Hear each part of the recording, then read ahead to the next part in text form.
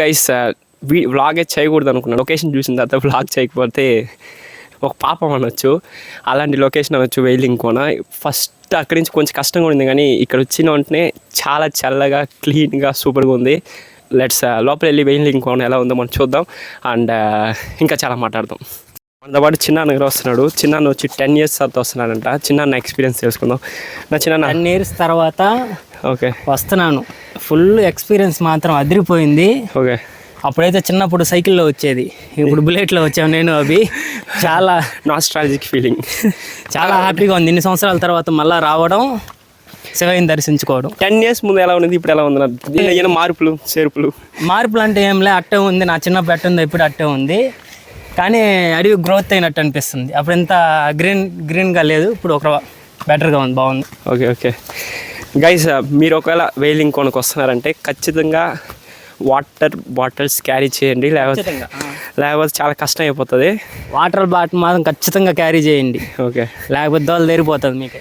And కాళహస్తికి visit చేస్తున్నారంటే టెంపుల్కి ఇది జస్ట్ ఒక 5 to 6 kilometers ఉంటుంది. ఆటోలో కానీ లేకపోతే మీరు ఆటో వాళ్ళని అడిగినా వాళ్ళు వచ్చి మిమ్మల్ని డ్రాప్ చేస్తారు.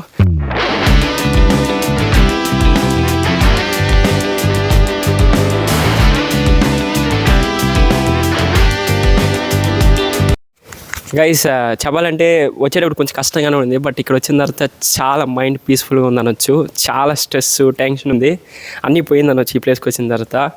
అండ్ ఒక బ్యాడ్ న్యూస్ ఏంటంటే దేవుడిని మనం ఇప్పుడు చూడలేము, ఎందుకంటే క్లోజ్ చేసి పెట్టేస్తున్నారు. బట్ నెక్స్ట్ టైం ఖచ్చితంగా మనం దేవుడిని చూస్తాం.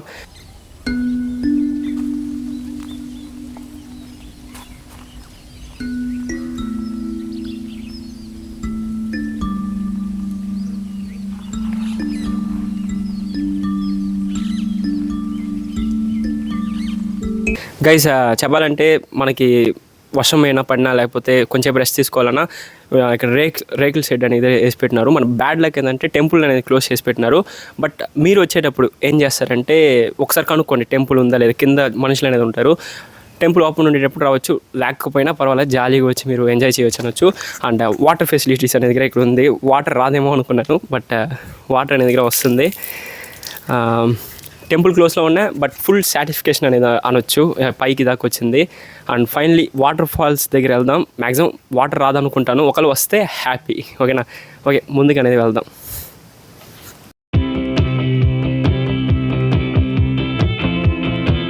గైస్ సప్తగిరి ఋషులు టెంపుల్ కింద మనం వస్తే వాటర్ ఫాల్స్, మళ్ళీ ఇక్కడ వచ్చి చాలా శిల్పాలు అనేది ఉంది.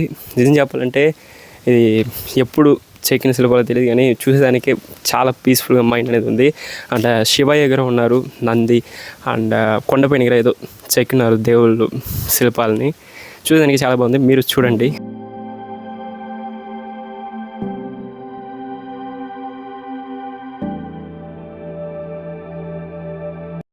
నిజం చెప్పాలంటే వాటర్ ఫ్లో ఇప్పుడు తక్కువ ఉంది, బట్ రైనీ సీజన్ టైంలో వచ్చి చాలా బాగుంటుంది.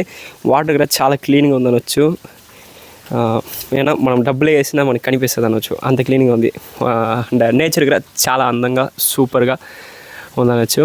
గైస్ ఫస్ట్ టైం మనం వచ్చినప్పుడు అంటే మార్నింగ్ వచ్చాం కదా, అప్పుడు వచ్చినప్పుడు వచ్చి టెంపుల్ అనేది క్లోజ్లో ఉండింది. మనం సప్త ఋషుల టెంపుల్ని ప్లస్ వాటర్ ఫాల్స్ని చూసుకొని వచ్చామో లేదో టెంపుల్ అనేది ఓపెన్ అయిపోయింది. దేవుడు దర్శనం అనేది కూడా చాలా బాగా జరిగింది. ఏం చెప్పాలంటే చాలా మైండ్ అనేది చాలా పీస్ఫుల్గా ఉంది. వీలవుతే టైం ఉంటే మీరు వచ్చి వెయిలింగ్ కొనుక్కొచ్చి దేవుడిని దర్శనం చేసుకోండి. అండ్ ఫ్యామిలీతో ఉన్నారండి, ఫ్రెండ్స్తో రానండి, ఖచ్చితంగా మీరు అయితే ఎంజాయ్ చేస్తారు. వీడియో నచ్చుంటే లైక్ చేయండి, మన ఛానల్ కొన్ని కొత్తగా వచ్చింటే సబ్స్క్రైబ్ చేసుకోండి, ఇన్స్టాగ్రామ్లో చూస్తుంటే ఫాలో చేసుకోండి. ఈ వీడియోని అందరికి షేర్ చేయండి, అందరూ వచ్చి బాగా ఎంజాయ్ చేయండి. దర్శనం అనేది కూడా బాగా చేయండి. Bye bye, take care, see you.